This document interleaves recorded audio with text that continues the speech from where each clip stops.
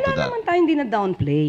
Ito po kasi yung totoong sitwasyon. Nagsusumika po ang pamahalaan sa utos ng Pangulo na dapat hindi magkulang ang supply ng produktong petrolyo.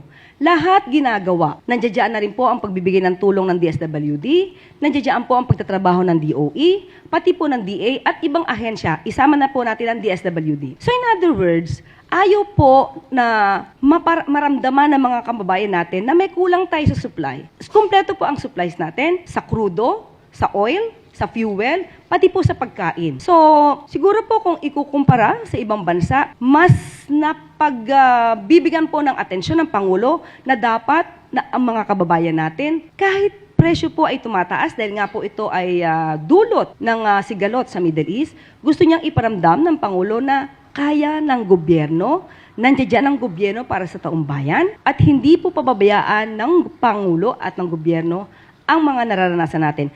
Pero, katulad na sinabi niya sa kanyang mensahe, tayo po ay magtulungan. Kung may kailangan matipid, kailangan magtipid. Hindi po kasi natin mapapasubalian. We just cannot ignore the issue that there is really crisis in Middle East. At nagiging parte po tayo dito, kahit gustuhin, hindi man natin gustuhin, talaga pong maaapektuhan tayo. That's the reality.